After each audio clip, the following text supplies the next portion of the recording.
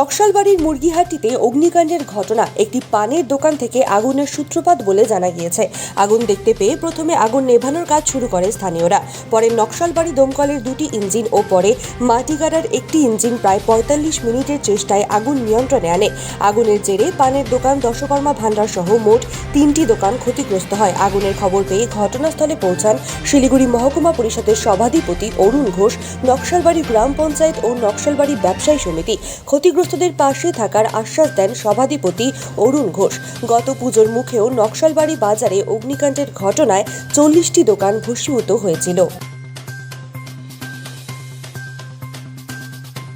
একদমই তাই। আমরা আজকে ঠিক মুরগিহাটি আমাদের বলে এই জায়গাটা নকশালবাড়ি বাস স্ট্যান্ডে অবস্থিত। এখানে একটা দোকানে, গ্রসারি দোকানে হঠাৎ করে আগুন লাগে আমরা শুনতে পাই। আমরা সকলে এখানে আসি, সঙ্গে সঙ্গে দমকলের ইঞ্জিন এখানে পৌঁছে যায়। শিলিগুড়ির ইঞ্জিন, মাটিগাড়ার ইঞ্জিন, প্রত্যেকটা ইঞ্জিনই কিন্তু এখন এখানে আছে। এখন আগুন নিয়ন্ত্রণে আছে। আমি ধন্যবাদ জানাই দমকল কর্মীদের, যারা খুব দৃঢ়তার সঙ্গে, খুব তাড়াতাড়ি অল্প সময়ের মধ্যে ওনারা এসে এই আগুনটাকে নিভিয়েছে। একটা দোকান পুরোপুরি ক্ষতিগ্রস্ত হয়েছে। ওপরের দোকানটা, শাটারটা এখন চলছে।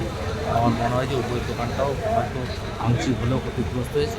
তার ওপরের একটা দোকান আছে, ওটাও আংশিক ক্ষতিগ্রস্ত হয়েছে। বাকি দোকানগুলোকে আমরা বাঁচাতে পেরেছি, যেহেতু একটা কনজাস্টেড এরিয়ার মধ্যে সমস্ত দোকানগুলো পরপর দোকানগুলো আছে। বেশিরভাগ মোবাইল দোকান কিন্তু এগুলো আছে। যেমন আমরা ধন্যবাদ জানাই সকলকে, যারা এখানে নিঃস্বার্থভাবে অনেকেই এখানে কাজ করছে এবং অনেক উপযুক্ত অবশ্যই সকলেই আছে এবং আগুনটা নিয়ন্ত্রণে আছে। এখন পর্যন্ত বললাম যে একটা দোকান পুরোপুরি ক্ষতিগ্রস্ত হয়েছে। বাকি উপরের ছাড়াটা এখনও খোলা যায়নি, তাড়াতাড়ি আমরা ওটা খোলার চেষ্টা করছি। একটা দোকান পুরোপুরি করতে হয়েছে, বাকি দোকানগুলোকে আমরা সেভ করতে পেরেছি। আমরা ঠিক সময়ে এখানে দমকল চলে এসেছি এবং আসার পর ওনারা যেভাবে কন্ট্রোল করেছে, দমকলের 2টি ইঞ্জিন এবং ইভেন শিলিগুড়ি চলে এসেছে। এখন আমরা কন্ট্রোলে আছি।